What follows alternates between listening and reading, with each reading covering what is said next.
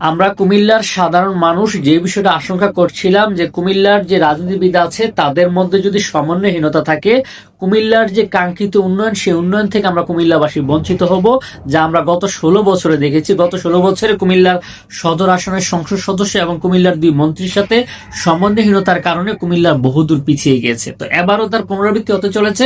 আমরা দেখছি যে কুমিল্লা একজন মন্ত্রী, একজন সদরের সংসদ সদস্য, সিটি কর্পোরেশন প্রশাসক এবং জেলা পরিষদের প্রশাসক, তাদের মধ্যে যদি সমন্বয় না থাকে কুমিল্লার উন্নয়ন কখনো সম্ভব নয়। যার বহিঃপ্রকাশ কিন্তু আমরা গত কয়েকদিন যাবৎ সোশ্যাল মিডিয়া থেকে শুরু করে মূলধারা গণমাধ্যমে দেখছি যে কুমিল্লা নগর ভবন নির্মাণ নিয়ে একটি জটিলতা তৈরি হয়েছে।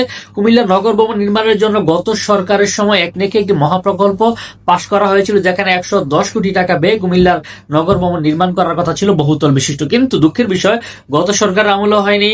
অন্তর্বর্তীকালীন সরকারের সময় আমাদের স্থানীয় সরকার পল্লী উন্নয়ন সমবায় উপদেষ্টা আসিফ মাহমুদ সজীব ভুঁইয়া উনি অনেকবার চেষ্টা করেছেন, সেই নগর ভবনটি নির্মাণ করতে পারেননি।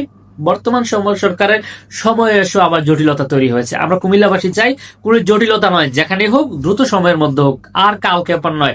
একে একে কাল ক্ষেপণ করতে করতে পরে আমরা কুমিল্লাবাসী উন্নয়ন বঞ্চিত হই। আমরা চাই আপনাদের 4 জনের মধ্যে সমন্বয় হোক, সমন্বয় করে কুমিল্লা নগর ভবন দ্রুত সময়ের মধ্যে নির্মাণ করা হোক, অন্য কিছু নয়। এবং কুমিল্লার উন্নয়নের জন্য আপনাদের 4 জনকে বলবো আপনারা ঐক্যবদ্ধ থাকেন এবং কুমিল্লার সকল মন্ত্রী এমপিদের ঐক্যবদ্ধ প্রত্যাশা করছি। ভিডিওটি কেমন লাগলো মন্তব্য করে জানাবেন। শেষ করছি এখানে। আল্লাহ হাফেজ।